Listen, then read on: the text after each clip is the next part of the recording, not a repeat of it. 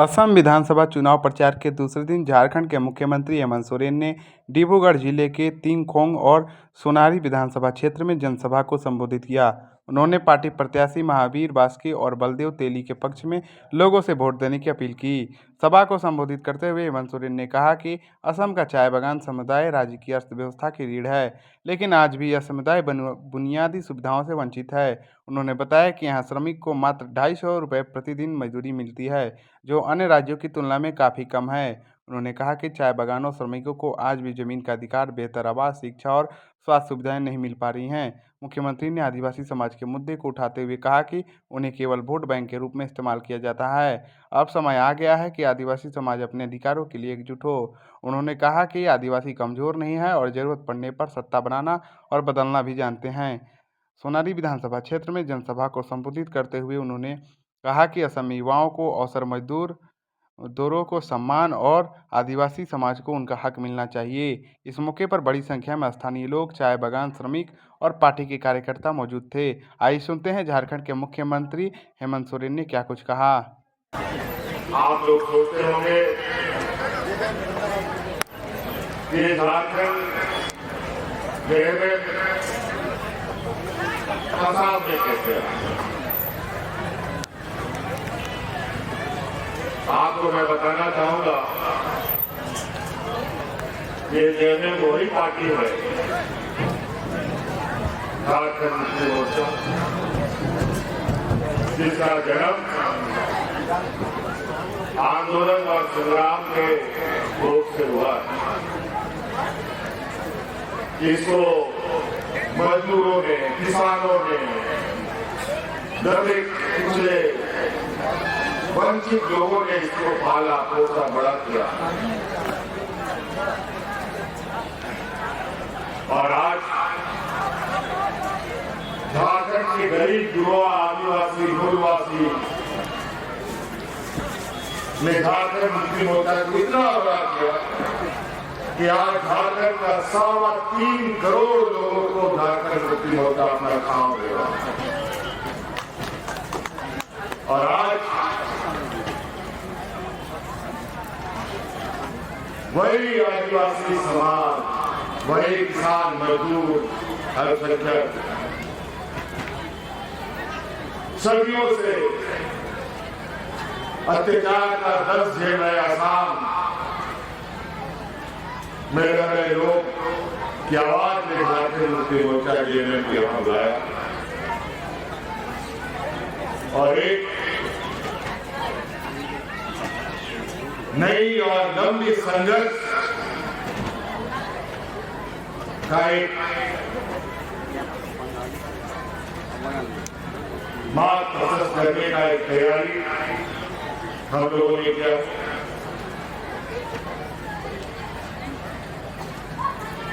आज असम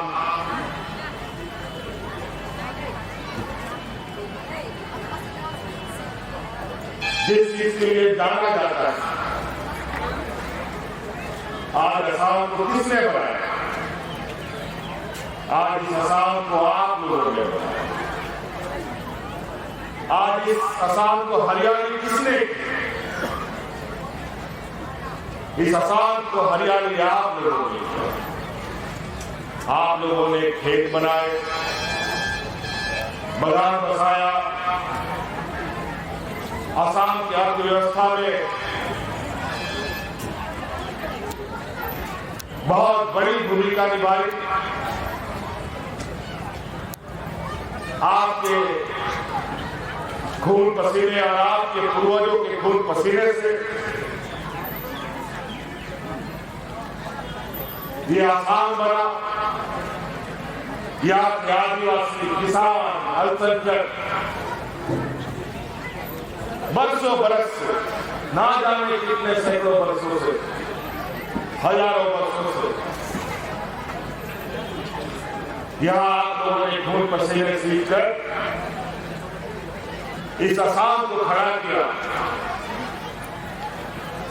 वैश्विक पटल में इसको जगह मिला, लेकिन यहाँ के आदिवासियों को क्या मिला?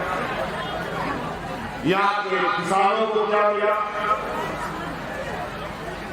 यहाँ के अल्पसंख्यकों को क्या मिला?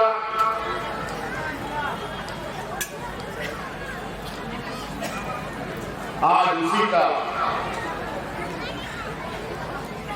एक आवाज है कि इतने सदियों से जो आपके ऊपर अत्याचार और आपके हक अधिकार की जो चोरी है और आपके साथ जो राजनीतिक धोखा होगा,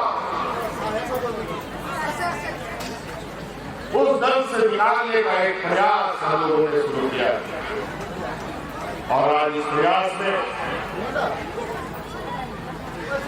जय भारत आशा के लोग बड़ी मजबूती के साथ एक लंबी लड़ाई की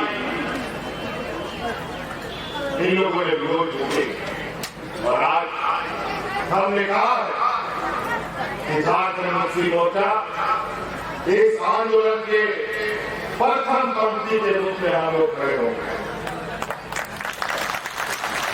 और आपकी लड़ाई का एक अभिन्न बनेगी।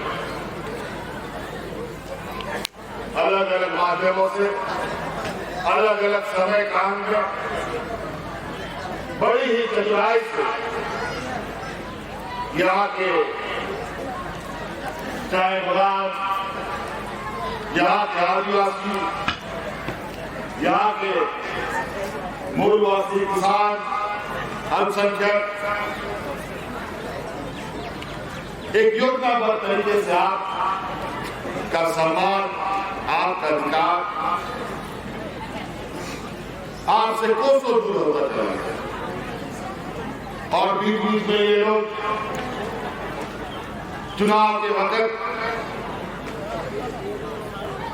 चुनावी रणनीति के तहत यहाँ के लोगों के बीच में, महिलाओं के बीच में बड़े पैमाने में पैसे बांटने का काम करता है ताकि वो चुनाव जीते। ये पैसा किसी और का नहीं है, ये पैसा आप ही का लोगों का पैसा काट करके आपको चुनावी खर्चा के रूप में दे दिया जाता है। आज आपको अभी बंदे जी बोल रहे थे, क्या आपको मजदूरी मिलता है? ये तो बहुत ही अजीब हालत है। अलग अलग प्रदेशों में चाय बागान, कॉफी बागान है, वहां भी आदिवासी समाज के लोग जाके पता कीजिए वहां पर क्यों 700, 800, 900 मिलता है और यहाँ पर 200, 250 क्यों मिलता है? क्या यहाँ का इंसान नहीं? क्या यहाँ न्यूनतम मंजूरी भी नहीं मिल सकता?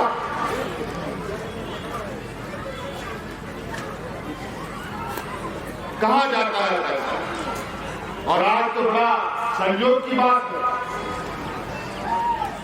अलग अलग समय में सभी राजनीतिक दलों ने आपको तो खड़ा और बड़ा सौभाग्य की बात अभी आपको दवा ही देती सरकार, उसके बावजूद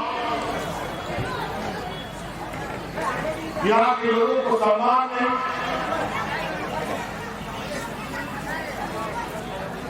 यहाँ के लोगों का मजदूरी वो भी न्यूनतम मजदूरी भी आपको नहीं मिला। कैसे करेगा?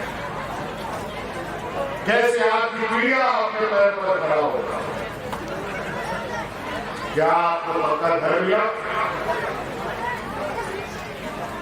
क्या आपको रस्सी का दर्जा मिला? क्या आपकी मजदूरी सम्मानजनक हुई? अगर ये बात सच है कि मजदूरी सही नहीं मिला, पक्का घर नहीं मिला, घरों में साफ पानी नहीं मिला, एसटी का दर्जा नहीं मिला, तो अब हिसाब लेने का समय है। अब ये हिसाब लेना पड़ेगा। 5 साल में एक बार, एक दिन वो भी, और 2-4 मिनट आपके पास एक ऐसा ताकत है, अगर उस ताकत को आपने पहचान लिया, ये ऐसा बाण है जो आवाज नहीं करता, सीधा असर कर जाता है, इसका परिणाम दिखता है। एक वोट नहीं, आपका सम्मान राशि उसी एक वोट में है, एसटी का दर्जा उसी एक वोट में है, घर पक्का करने का वो भी एक वोट में है, घर में साफ पानी का उसी वोट में है, अच्छा स्कूल उसी वोट में है, अच्छा अस्पताल उसी वोट में है। और ये वोट किसके उंगली का, किसके उंगली में, कोई नहीं बता सकता। हर एक वोट में इतना ताकत है। 1 लाख वोट तो बात का बात है, एक वोट से आदमी कुर्सी में बैठ भी जाता है और एक वोट करवाने से कुर्सी से उतर भी जाता है।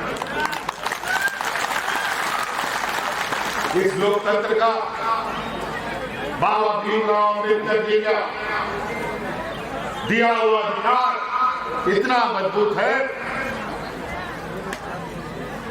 इस देश में कई अदालत है, district court, high court, supreme court, लेकिन जनता का दरबार, जनता का अदालत से बड़ा कोई कोर्ट नहीं है।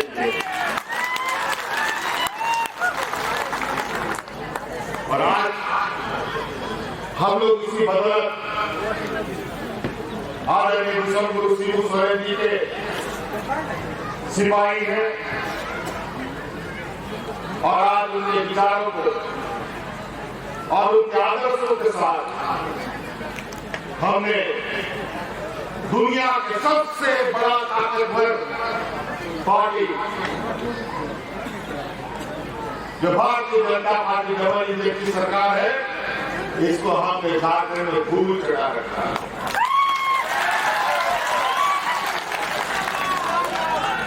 आपके यहाँ की जो माननीय मुख्यमंत्री जी है, वो भी गए थे झारखंड में, हमको बुला रहा, हमको जेल में भी डाल दिया।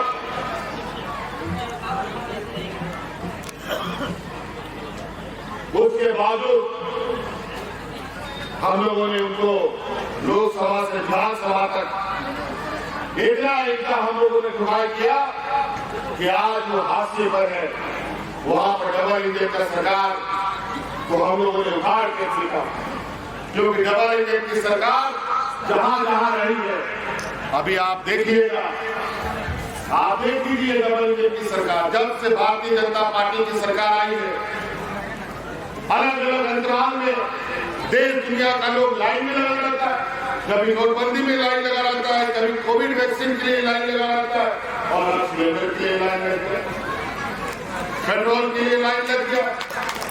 अब चुनाव खत्म होने दीजिए, उसके बाद इतना चाबुक चलाएगा, आपका घर द्वार नहीं भिजवा दिया तो क्या कहना।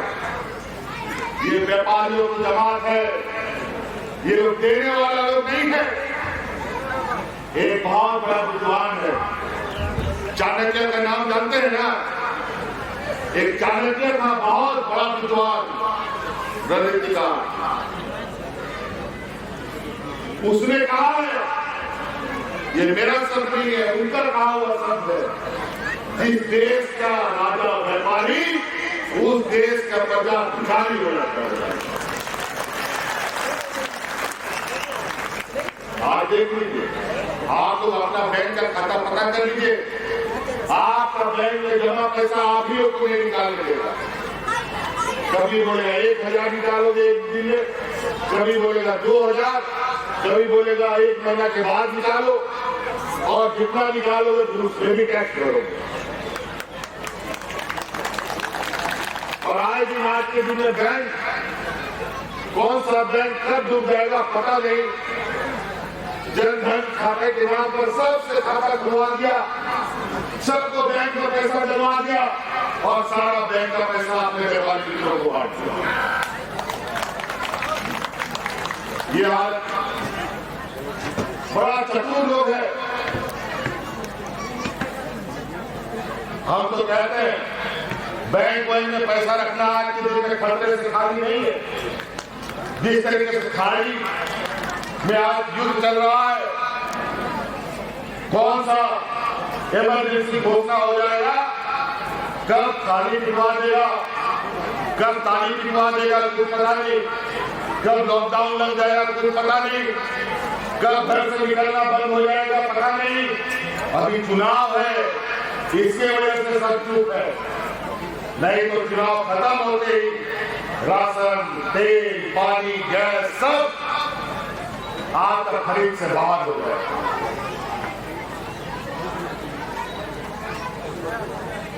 ऐसी स्थिति ये लोग उत्पन्न कर देंगे। अभी लोग कुछ नहीं बोल रहा, क्योंकि सभी करीब कम से कम 6-7 राज्यों में चुनाव है। अलग अलग जगहों में तो गैस का, पेट्रोल का लाइन नहीं रहा है। आप लोग तो फिर वो इंस्टाग्राम में देखिए, बताने का जरूरत नहीं। आज इन लोगों ने पूरे देश में ठेका, टेंडर और व्यापारियों को इस तरीके से आगे बढ़ा दिया है। आज पेट्रोल, डीजल, राशन, तेल, कलम, किताब, कॉपी, जूता, चप्पल, कपड़ा, लता, स्कूल का ड्रेस, हर चीज महंगा हो। तेल, नमक, ये व्यापारियों को इतना होशियार है कि आज तेल, नमक को भी 100 रुपए किलो बिकवा देता है। बड़ा ही इसी वजह से आज आपसे हम ये आग्रह और निवेदन करने आए हैं। हक अधिकार गरीबों को कोई आपके घर में देता नहीं है। ये वही आपको घर में लाके देगा जो आपका अपना होगा, आपके बीच का होगा। आज झारखंड में देखो, आज झारखंड में क्या हो रहा है। आज झारखंड में गांव गांव पदाधिकारी जाकर के हमारे ग्रामीण का समस्याओं का समाधान कर रहा है। आज गांव के लोगों के ब्लॉक में, जिला में लाइन लगाने की जरूरत नहीं पड़ती, बल्कि ऐसे तंबू लगा करके गांव में पदाधिकारी जाते हैं और गरीब किसान, मजदूरों का, आदिवासियों का समस्या का समाधान करता है।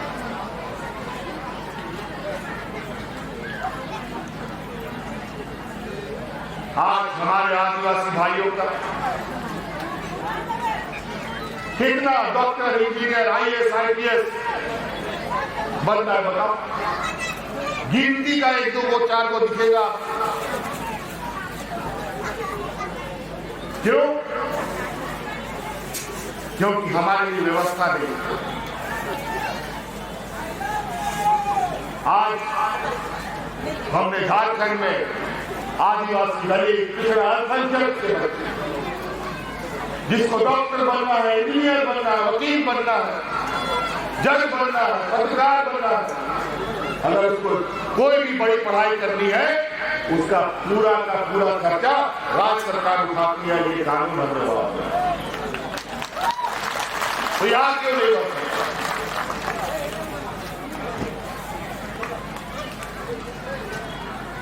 यहाँ जिस तरीके से आप लोग का खून पसीने बहा, जिस तरीके से आप लोग अपना मान सम्मान की लड़ाई कर रहे हैं, जब असम, बिहार, बंगाल, उड़ीसा सब एक था, उसी समय से आदिवासी लोग यहाँ पर बसा हुए। क्यों आदिवासी का दर्जा हमने नहीं किया? क्यों आदिवासी का दर्जा झारखंड का लोग आदिवासी है?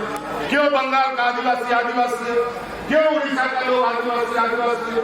असम का आदिवासी लोग क्यों आदिवासी नहीं है? ये समझने पड़े। और आज डबल इंजन का सरकार, चुटकी बजाते यहाँ आपको सम्मान मिल सकता है, कोई रोक टोक नहीं कर सकता। झारखंड आंदोलन के लिए हमें कई लोगों का शहादत देना पड़ा, कई लोग का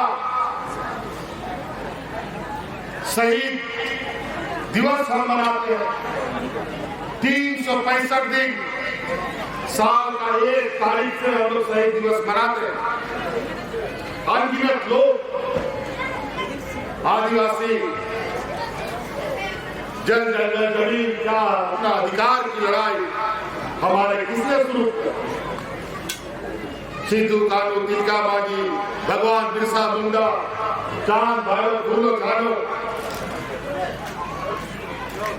ये वो सच्चाई है जो ये व्यापारी लोग और भारत देश का आम नागरिक भारत आजादी का सपना भी नहीं देखा था, उससे 1850 ईस्वी से हमारा सिद्धू कानू, चांद भैरव अंग्रेज से लड़ रहा था। हम लोग उसके सबूत हैं। आज हम लोगों ने अंग्रेज को भगाया है, तो ये देश का ये लोग तो व्यापारी है, इनको भी अब थोड़ा अपना डर दिखाना पड़ेगा। अधिकार मांगने से नहीं मिलता है, अधिकार छीनना पड़ता है। और ये अधिकार एक ऐसा चीज है कि शेर के जबड़े से उसका भोजन निकालना, उसका मांस निकाल के ले जाने के बराबर। आज यही स्थिति, आज हमारे राज्य में डबल इंजन का सरकार था, वहां पर लोग हाथ में राशन का कार्ड लेकर के भाग करके मर गया। इतना मरा कि अंत में हमें फिर से संकल्प लेना पड़ा कि ऐसा काम नहीं चलेगा। अगर भारतीय जनता पार्टी के लोग सत्ता में रहे तो झारखंड का सत्यानाश कर देंगे। फिर हम लोगों ने उसको खाद देगा। आज एक भी आदमी 6-7-8 साल से भूख से नहीं मरा।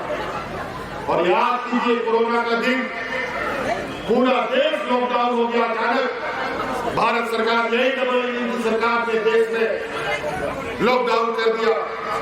अलग अलग जगह मजदूरी करने, नौकरी करने लोग जाते थे, घर वापस नहीं आ पाए। हजारों किलोमीटर लोग पैदल चलने के लिए मजबूर हुए। महिलाएं सड़क पर चलते चलते बच्चा जन्म दे रही थी। अनगिनत लोग ट्रेन के पटरी में करके मर गए, लेकिन सरकार के हाथ में एक बूंद आंसू नहीं आया। इतना लोग मरा कि जलाने के लिए लकड़ी खत्म, दफन करने की जमीन कर पड़ गई थी। ये हालत हो गया था कई राज्यों में। और उसी समय देश में पहली बार झारखंड में हमने अपने मजदूरों को हवाई जहाज से ढोल करके आने का काम किया था, उनके घर पहुंचाने का काम किया। पहली बार, पहला देश में झारखंड है जो अपने मजदूरों के साथ खड़ा हुआ। नहीं तो ये लोग तो जितना मरना है मर जाओ। गरीबी खत्म करने का एक ही उपाय है, गरीबों को ही खत्म करना। आज आप लोग चाय बागानों पर निर्भर है। आज आपके ऊपर व्यापारियों का बड़ा दबाव रहता है। अगर व्यापारी आपको काम से निकाल दे तो आपको रोजी रोटी की आफत पड़ जाती है। इसी डर से आप लोग भी एकजुट नहीं हो पाते। लेकिन कब तक आप भी मजदूर, आपका बेटा भी मजदूर, उसका बेटा भी मजदूर,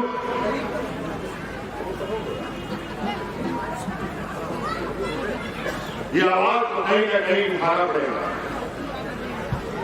आज हर इतिहास गवाह, बिना संघर्ष कभी भी गरीब को अधिकार नहीं मिला। और आज उसी संघर्ष का लाभ करने के लिए आए। हम यहाँ सत्ता के लिए आए और सत्ता के चौखट पे नाक रगड़ने नहीं आए। यहाँ आपकी आवाज, आपके अधिकार की लड़ाई लड़ने के लिए हम लोग आए। हम लोग का एक नारा होता था झारखंड कैसे लेंगे झारखंड, लड़के लेंगे झारखंड। यह भी होना चाहिए, कैसे लेंगे अधिकार, लड़के लेंगे अधिकार।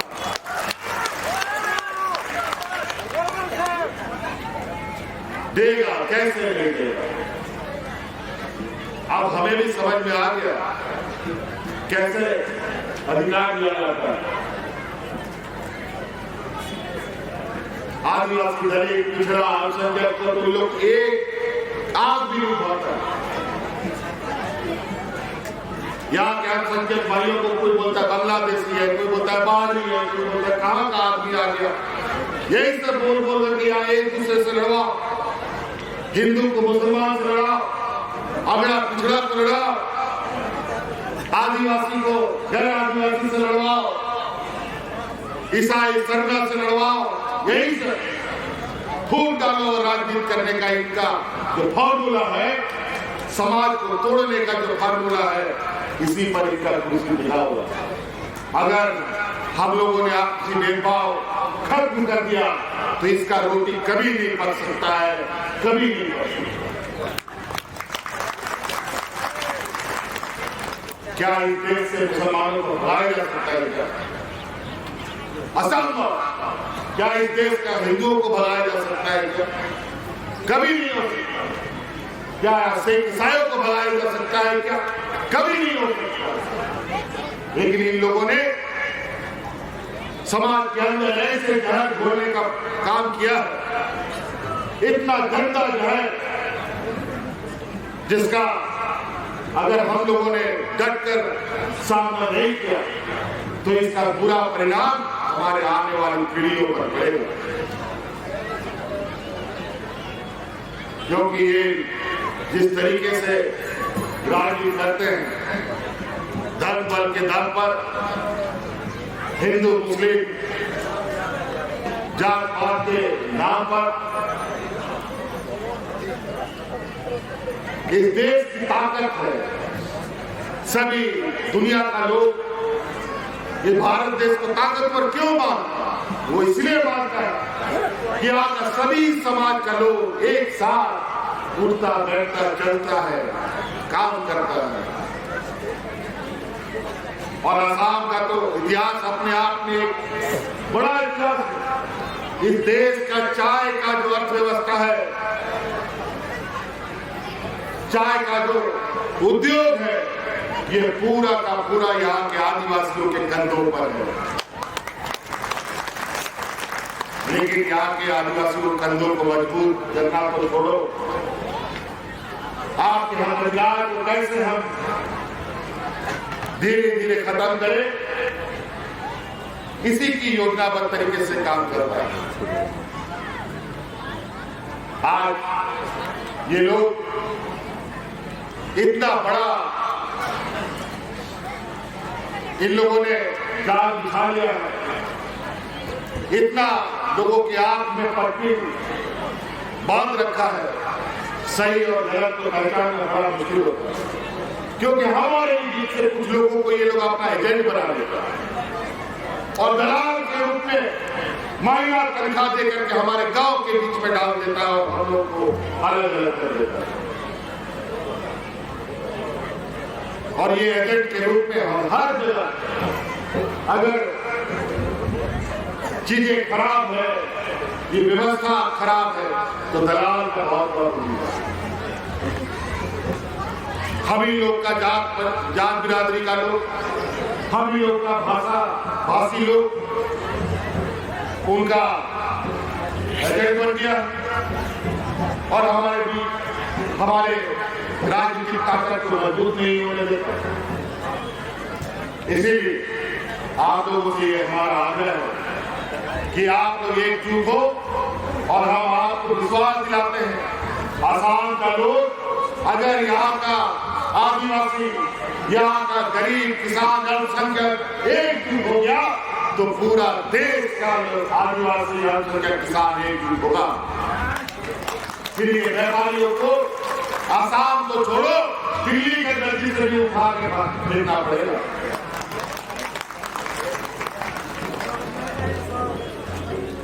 आज ये लोग को पता है कि हमारा कमजोरी क्या है। हमारे पास सामाजिक कमजोरी है, आर्थिक रूप से कमजोर है, बौद्धिक रूप से हम लोग कमजोर हैं और इसी का फायदा उठाते हैं। और ये आर्थिक सामाजिक बौद्धिक रूप से हमें मजबूत नहीं होने देगा, क्योंकि आपका लड़ाई पहले तो जो हमने पहले बताया था, हम लोग का लड़ा होता था कैसे लेके झारखंड लड़ के लेके झारखंड पेट में गमछा बांध करके हमारे आंदोलनकारी महीनों तक इस कोना से उस कोना, दिल्ली से लेके पटना से लेके झारखंड तक आंदोलन चलता था। भूखे पेट प्यासे लोग चलते रहते थे, लेकिन आज का लड़ाई बुद्धि का लड़ाई, दिमाग का लड़ाई।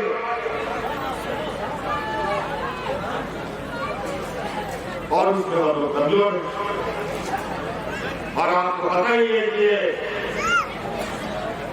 अलग अलग राजनीतिक दलों में कितने विद्वान लोग,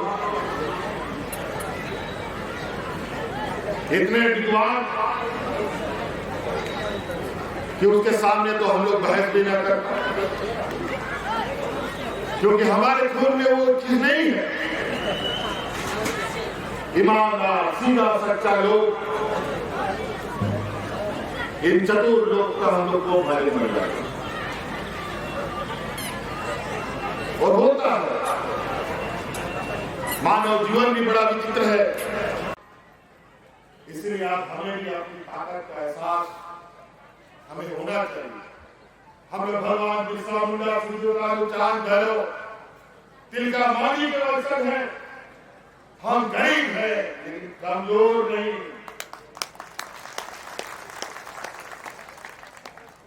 इसी खून पसीने और इसी हाथ से इस जमीन को उपजाऊ बनाया, हरियाली बनाई, अर्थव्यवस्था को मजबूती दी। अगर हमने मुट्ठी बंद कर दी, अगर हमने ताकत इकट्ठा कर लिया, तो जो आप कहेंगे वो सरकार को मानना पड़ेगा। हमने देखा है एक जूता में ताकत कितना होता, और हम लोग बच्चों में तो कहानी पढ़ेंगे स्कूल में, एक लकड़ी को तो कोई भी तोड़ सकता है, लेकिन एक साथ 50 लकड़ी को इकट्ठा करके बांध दो तो वो लकड़ी को तोड़ना संभव नहीं है। आज इसी के लिए आपके सामने हम लोग एक विनती कर रहे हैं। ये लड़ाई आज कल में खत्म होने वाला लड़ाई नहीं है। ये बहुत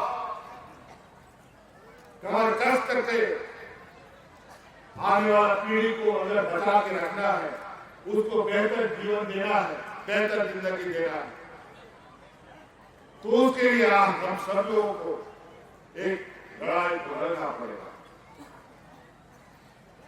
नहीं तो कई पीढ़ी आप लोग मजदूरी करते आए हैं, आने वाला पीढ़ी का भी वही हाल होगा। तो इसीलिए आज बड़े बाबू को हम लोगों ने यहां जिम्मा दिया। और आप देखेंगे ये आवाज अभी छोटा लगता है। यही बात बोलता था जब आदरणीय विश्वगुरु सिंधु सोरेन जी ने अलग राज का घोषणा किया, तो यही बड़ा बड़ा व्यापारी लोग बोलता था, अरे ये आदिवासी लोग क्या राज लेगा, ये लोग तो हड़िया दारू पी करके पेड़ के नीचे पड़ा रहेगा, राज थोड़ी अलग होगा। 40 साल 45 साल तक गुरु जी ने संघर्ष किया, राज तो मिल गया। लेकिन ये लोग बोलता है, अरे ये तो अटल बिहारी वाजपेयी ने दिया।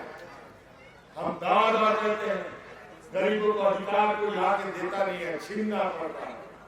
तो अलग राज भी कई राज बना, कई भाषा के नाम पर, कभी प्रशासनिक दृष्टिकोण के नाम पर, कई भौगोलिक दृष्टिकोण के नाम पर राज बना।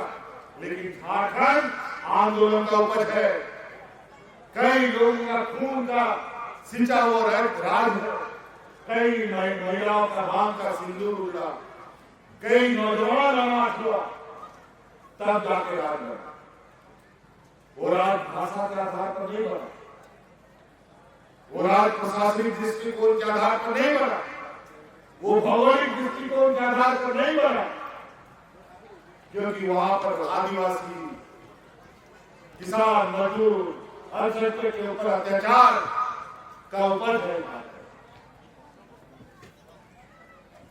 तो ये आसाम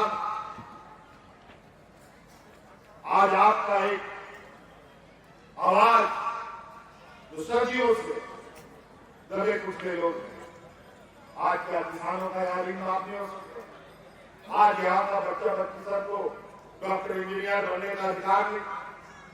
क्या आपको सम्मान देने में क्या कठिनाई है?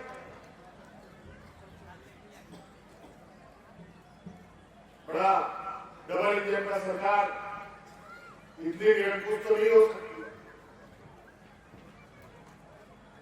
आज इसीलिए आपके सामने आए ये अधिकार और हक का लड़ाई आसान नहीं है।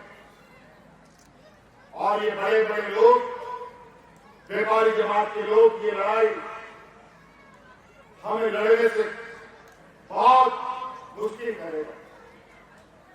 आज आपको पता है इस देश में आदिवासियों का क्या हालत है। सोशल मीडिया, इंस्टाग्राम में तो देखते हैं। आज छत्तीसगढ़ में देखिए, आदिवासी मुख्यमंत्री इन लोगों ने बनाया है। उड़ीसा जाकर देखिए, आदिवासी मुख्यमंत्री बनाया है। वो छत्तीसगढ़ में हल्दियों का जंगल जाके देखो, किस तरीके से जंगल का सफाया हो रहा है, भूमि अधिग्रहण हो रहा है। आवाज उठाने पर जेल डालो, गोली मार दो, केस कर दो, यही हाल है। अभी हम बड़ी मुश्किल से तो देश के पटल पर एक आदिवासी नौजवान मुख्यमंत्री बना था। वो भी लड़ते झगड़ते हम लोग पहुंचे अपने मुकाम पर। तो इन लोगों ने देखा कि आदिवासी लोग धीरे धीरे मजबूत हो रहा है, तो उन लोगों ने भी 2-3 मुख्यमंत्री बना दिया आदिवासी। और वो भी ऐसा आदिवासी जिसका हाथ पर बंधा हुआ है रबर स्टाफ, और उसके कानपट्टी में 2-2 डिप्टी सीएम बंदूक लेके खड़ा रहता है कि तुम टूटा मत करो, जैसा हम करते हो वैसा करो। और वही आदिवासी लोग तो आपके सामने लाके चेहरा दिखाएगा,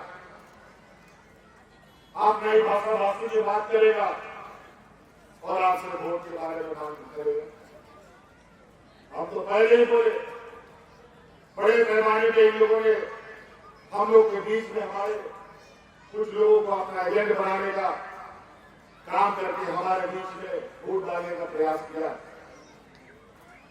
इसलिए ध्यान रखिएगा, 7 तारीख को चुनाव है, 9 तारीख को चुनाव है, 9 तारीख को चुनाव है। आसाम हम कई बार आए, हमने सपना में भी नहीं सोचा था कि आसाम के आदिवासी, आसाम के किसान और अल्पसंख्यक का आवाज बनने का मुझे मौका मिलेगा। ये शायद आप लोगों का प्यार, आप लोगों का आवाज और झारखंड मुक्ति मोर्चा का जो स्वाभाविक आचरण है, जहां आदिवासियों का, जहां किसान मजदूरों का शोषण होता है, वो आवाज हमें हमारे कानों तक जरूर आता है। और आज आपका आवाज बनने के लिए हम लोग आए हैं, आपका अधिकार की लड़ाई लड़ने के लिए हम लोग आए हैं। आप लोग एक कदम चलिए, 10 कदम हम आपको आगे लेकर चलेंगे, ये हम आपको वादे करते हैं।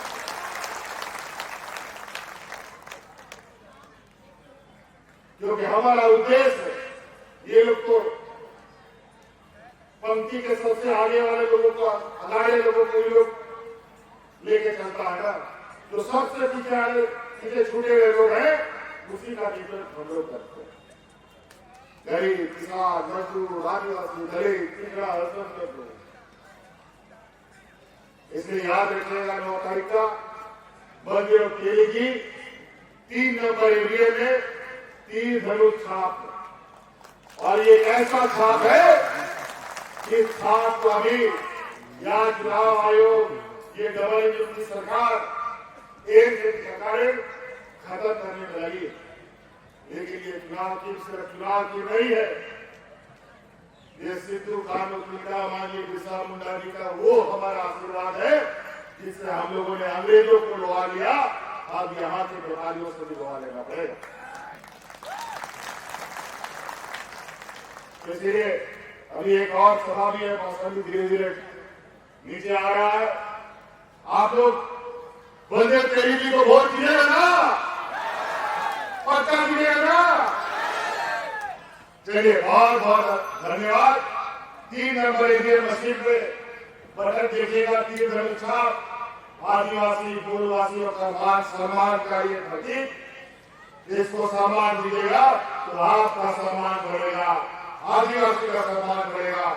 इन्हीं शब्दों के साथ हम अपनी बातचीत को ध्यान देते हैं। बहुत बहुत धन्यवाद। अगेन एक बार फिर से दोबारा इंकलाब, इंकलाब।